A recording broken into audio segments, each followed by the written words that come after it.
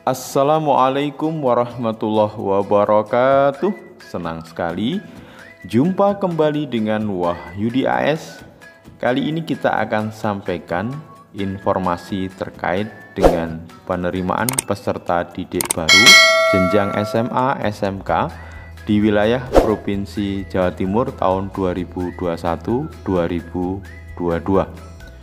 Kali ini kita akan sajikan infografis ya berkenaan dengan pendaftaran PPDB untuk jalur prestasi akademik dan jalur zonasi ya. Agar ini menjadi pengingat pada kalian untuk betul-betul tanggal-tanggal yang cukup krusial ini bisa kalian perhatikan dengan baik.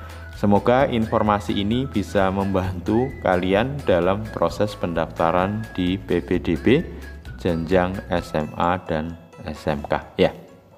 Oke.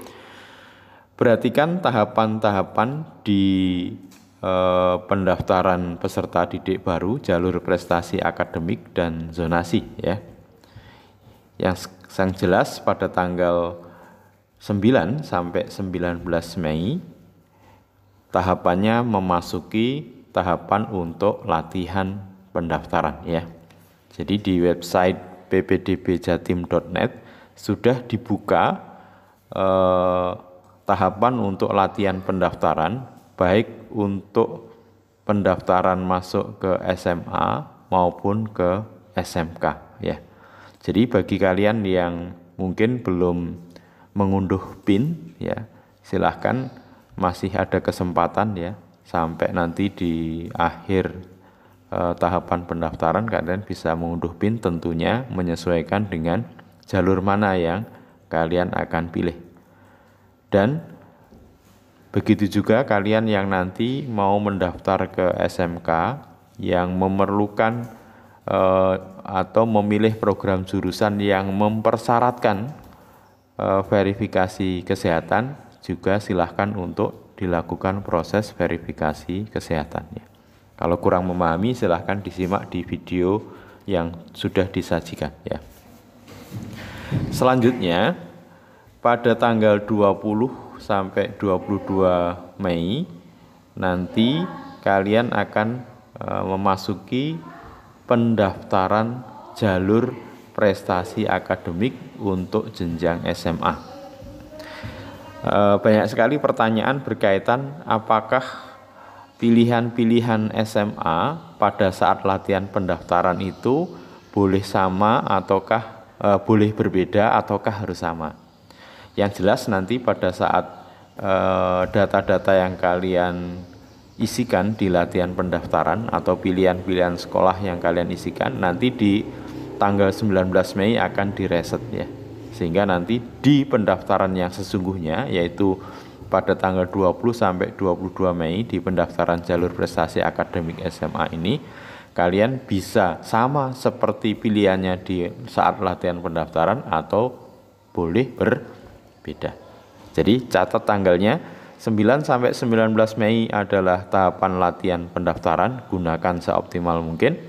20 sampai 22 Mei adalah pendaftaran untuk jalur prestasi akademik SMA, yang mana nanti kuota dari jalur prestasi akademik SMA ini sebesar 25% dari pagu.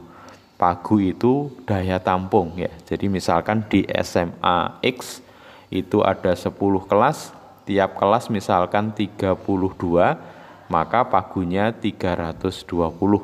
Berarti nanti kalau jalur prestasi akademik berarti 25% dari 320, berarti 80 siswa ya kuotanya. Selanjutnya tanggal 24 sampai 25 Mei adalah pendaftaran untuk jalur zonasi SMK. Artinya nanti seandainya kalian di jalur prestasi akademik SMA ini belum diterima atau tidak diterima, kalian bisa mengikuti tahapan pendaftaran jalur zonasi di SMK karena tanggalnya berbeda ya, yaitu tanggal 24 sampai tanggal 25 Mei. Kuotanya adalah 10%. Jadi sambil kalian pasang strategi ya.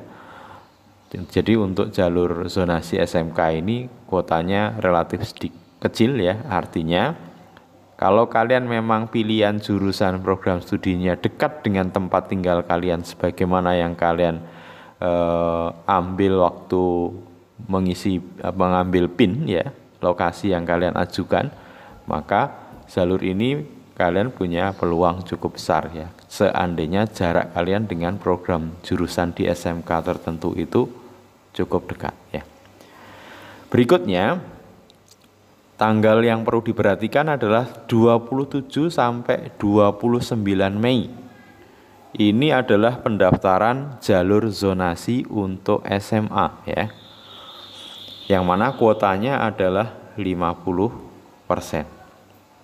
Nah, tentu karena jalur zonasi, patokannya adalah jarak tempat tinggal terhadap SMA yang kalian pilih. Sementara di prestasi akademik, tentu nanti nilai raport dan akreditasi sekolah asal. Nanti nilai gabungan itu nanti yang menjadi modal kalian. Oke, tanggal 27 sampai 29 Mei pendaftaran jalur zonasi SMA. Kuotanya 50%. Dan terakhir untuk tahapan pendaftaran adalah pada tanggal 31 Mei sampai 2 Juni ya. Semuanya di tahun 2021 ya. Ini adalah tahapan untuk pendaftaran jalur prestasi akademik SMK ya. Ini yang pamungkas terakhir ya. Kuotanya cukup besar yaitu 65%. Artinya nanti kalau misalkan kalian mengikuti jalur prestasi akademik belum diterima atau tidak diterima, di jalur zonasi SMK juga tidak diterima, di jalur zonasi SMA juga tidak diterima, kalian punya kesempatan terakhir di jalur prestasi akademik SMK ya. Kuotanya adalah 65%. Tentu yang dipakai adalah nilai raport digabung dengan nilai akreditasi sekolah asal. Ini tanggal 31 Mei sampai 2 Juni. Berikutnya, kalau kalian diterima di salah satu jalur ya, baik itu nanti di jalur sebelumnya yaitu jalur afirmasi atau perpindahan tugas orang tua atau jalur prestasi jalur lomba penghargaan, jalur prestasi akademik, jalur zonasi, maka berikutnya tanggal penting yang perlu dicatat adalah pada tanggal 14 sampai 19 Juni. Jadi bagi kalian yang diterima, maka yang perlu kalian lakukan adalah melakukan daftar ulang online ya. Cukup sederhana, nanti di daftar ulang online kalian siapkan berkas berkenaan dengan ijazah kalau sudah turun atau surat keterangan lulus yang kemudian kalian upload ya, diberi waktu tanggal 14 sampai 19 Juni. Belum selesai ya tahapannya. Tahapan terakhir nanti adalah ya pada tanggal 21 sampai 30 Juni ya, kalian melakukan proses daftar ulang di sekolah di mana kalian diterima atau di program jurusan di SMK di mana kalian diterima. Apa yang perlu dilakukan? Yaitu verifikasi keaslian berkas.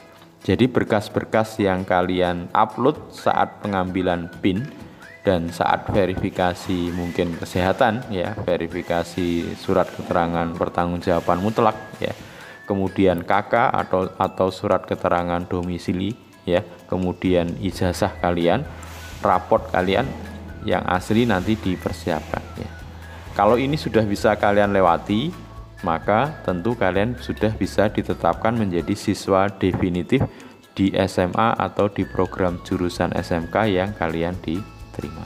Itu tahapan-tahapan dari pendaftaran peserta didik baru jalur prestasi akademik dan zonasi. Sangat penting ya untuk diperhatikan tanggal-tanggal penting ini agar kalian nanti betul-betul tidak ketinggalan.